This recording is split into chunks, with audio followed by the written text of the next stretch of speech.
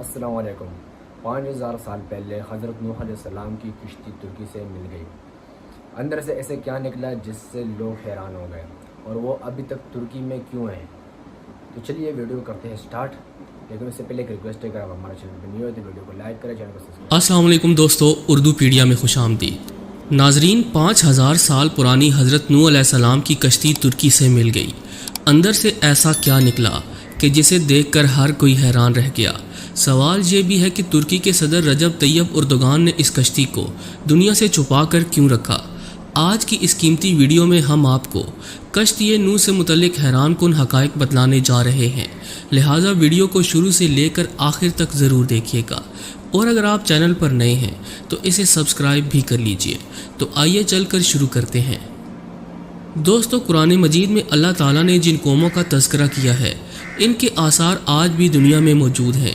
ان قوموں کو اللہ تعالیٰ نے ان کی نافرمانیوں، خدا تعالیٰ کی ذات سے انکار، رسولوں، نبیوں اور ان کے ماننے والوں پر ظلم و ستم کی انتہا کر دینے پر سخت سزائیں یعنی عذاب دیے، اور قرآن میں ہم مسلمانوں کی عبرت اور رہنمائی کے لیے ان کا تذکرہ کیا۔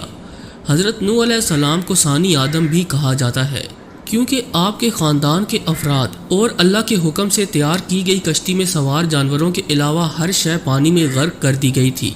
حضرت نوح علیہ السلام کی کشتی پر 8 افراد سوار تھے۔ حضرت نوح علیہ السلام، آپ کی اہلیہ، 3 بیٹے اور بہویں، باقی مختلف اقسام کے جانوروں کی جوڑیاں تھیں۔ نوح علیہ السلام کا واقعہ سابقہ آسمانی کتابوں تورات، زبور اور انجیل میں بھی ملتا ہے۔ ایک عرصے سے سائنسدان حضرت نوح علیہ السلام کی کشتی کی تلاش میں تھے۔ غیر مسلم سائنسدان یہ سوال کرتے کہ اگر طوفان نوح آیا اور حضرت نوح علیہ السلام چند انسانوں اور دنیا کے تمام تر جانوروں کے جوڑے لے کر دیو ہیکل کشتی میں سوار ہوئے اور پانی کے بدترین عذاب سے بچ گئے، تو آخر وہ کشتی کہاں گئی جن میں ان سب مخلوقات نے سفر کیا؟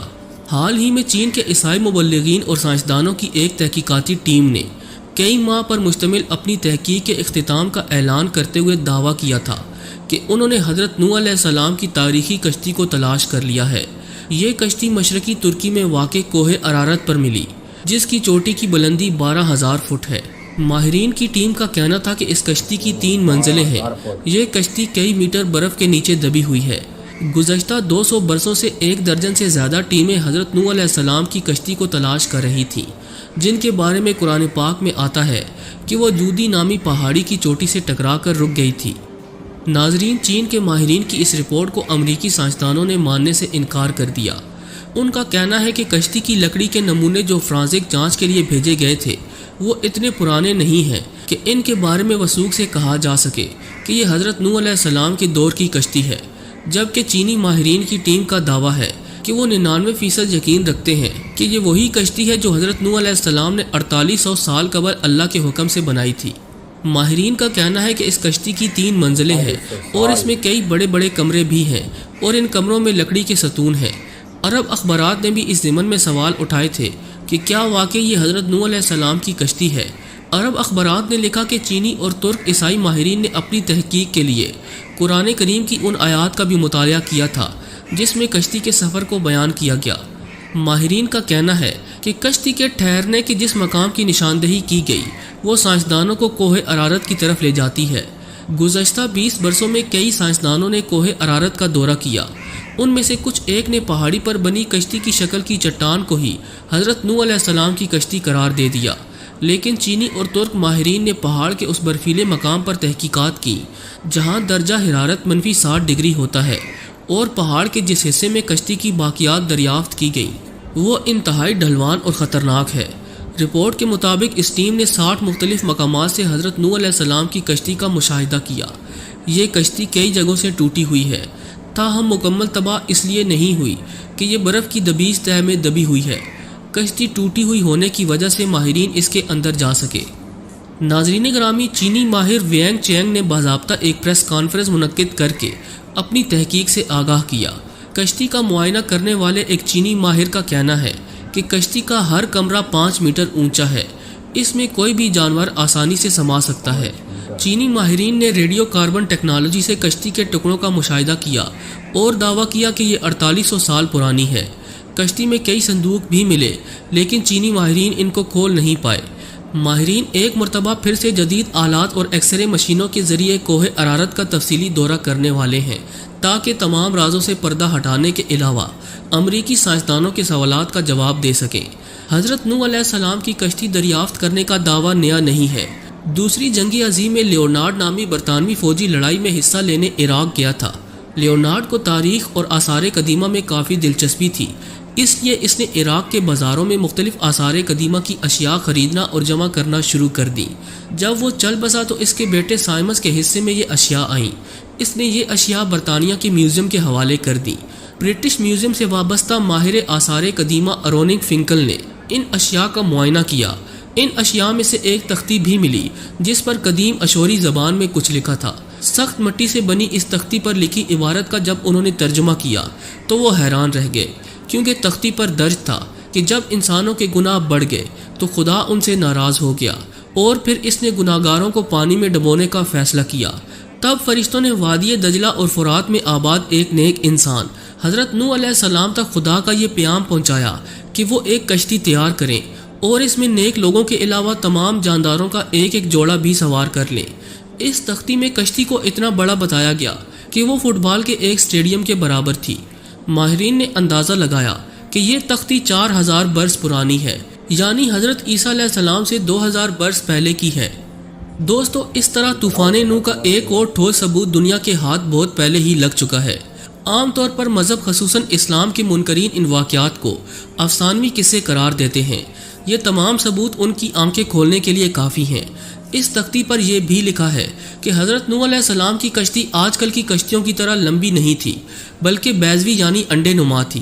اس زمانے میں دجلہ اور فرات میں اسی طرز کی کشتیاں چلتی تھیں۔ کشتی کے ٹھہرنے کے مقام کے بارے میں قرآن مجید کی سورۃ الہود کی آیت نمبر 44 میں بتایا گیا کہ وہ ایک بلند مقام جودی پر جا کر رکی تھی۔ عراق اور شام کے قدیم باشندے بابل کے دور میں یہ سمجھتے تھے کہ حضرت نوح علیہ السلام کی کشتی کوہ کردہ پر ٹھہری تھی۔ یہ مشہور پہاڑ جزیرہ ابن عمر کے قریب واقع ہے۔ یہ مقام بھی اب ترکی کے حصے میں ہے، تاہم عراق کی سرحد اس سے متصل ہے۔ مسلم تاریخ دانوں نے کوہ کردہ کو ہی حضرت نوح علیہ السلام کی کشتی کے ٹھہراؤ کا مقام قرار دیا، اسی لیے یہ پہاڑ مسلمانوں میں کوہ جودی کے نام سے مشہور ہو گیا۔ تاہم عیسائی مبلغین کا کہنا ہے کہ کشتی کوہ ارارات پر جا کر رکی تھی اور یہ پہاڑ آرمینیا اور ترکی کی سرحد پر ہے۔ حضرت نوح علیہ السلام کو ثانی آدم کے علاوہ شیخ الانبیاء کا خطاب بھی عطا ہوا، کیونکہ آپ وہ پہلے پیغمبر ہیں جو انسانیت کی طرف بھیجے گئے۔ قرآن پاک میں حضرت نوح علیہ السلام کا نام 73 مرتبہ آیا ہے۔ ان کی عمر 900 برس تھی۔ نبیوں میں آپ سب سے طویل العمر ہوئے۔ حضرت نوح علیہ السلام موجودہ عراق میں آباد ایک قوم کے پاس نبی بنا کر بھیجے گئے تھے۔ جب بہت واعظ اور نصیحت کے باوجود بھی قوم نے سرکشی نہ چھوڑی تو اللہ تعالیٰ سے آپ نے اپنی قوم کے لیے عذاب مانگا۔ اللہ نے آپ کو ایک کشتی بنانے کا حکم دیا۔ 2 سال کی مدت میں کشتی تیار ہوئی، جس کی لمبائی 300 گز اور چوڑائی 50 گز جبکہ اونچائی 30 گز تھی۔ جب عذاب آیا تو آسمان سے مسلسل بارش ہونے لگی اور زمین سے چشمے ابلنے لگے، ہر شے پانی میں غرق ہو گئی۔ حضرت نوح علیہ السلام کی کشتی 6 ماہ 8 دن پانی پر تیرتی رہی اور 10 محرم کو کوہ جودی پر جا کر ٹھہر گئی۔ کئی دن تک پانی اترتا رہا۔ اس کے بعد جب خشکی پیدا ہوئی تو حضرت نوح علیہ السلام نے خسران شہر کو بسایا اور ایک مسجد بنائی جس کا نام سمانین تھا۔ حضرت نوح علیہ السلام طوفان کے بعد صرف 60 برس زندہ رہے۔ ان کا مزار آج بھی لبنان میں موجود ہے۔ جی تو دوستو، ہمیں پوری امید ہے کہ آج کی یہ ویڈیو آپ کو بے حد پسند آئی ہوگی۔ اگر ویڈیو اچھی لگی ہو تو اسے لائک کرتے ہوئے دیگر دوستوں سے شیئر بھی کر دیجیے گا۔ ایسی ہی انفارمیٹو ویڈیوز دیکھنے کے لیے ہمارے چینل کو سبسکرائب بھی کر لیجیے۔ آج کے لیے بس اتنا ہی۔ اگلی ویڈیو تک کے لیے اللہ نگہبان۔ یار یہ تھی آج کی ویڈیو، لیکن ویڈیو بہت مزے کی تھی اور ہمیں تو خود بھی علم نہیں تھا۔ کم سے کم تھوڑا بہت علم ہمیں بھی ہو گیا، آپ لوگوں کو بھی ہو گیا کہ نوح علیہ السلام کی جو کشتی تھی وہ ابھی کہاں پہ ہے، اور جو مطلب ان کے جو پرانے واقعات تھے، مطلب جو ابھی جیسے کہ بتا رہے کہ جب عذاب آ رہا تھا تو نوح علیہ السلام نے ایک جوڑی اپنی کشتی میں سوار کر دیا۔ تو یار ویڈیو تو بہت مزے کی ہوگی، صحیح ہے، آپ لوگوں نے بہت انجوائے کیا ہوگا، آپ لوگوں نے بھی بہت کچھ سنا ہوگا، بہت کچھ سیکھا ہوگا۔ تو یہ تھی ہماری آج کی ویڈیو پسند ہے تو ویڈیو کو لائک کریں، چینل کو سبسکرائب کریں۔ ملتے ہیں نیکسٹ ویڈیو میں، تب تک کے لیے اللہ حافظ۔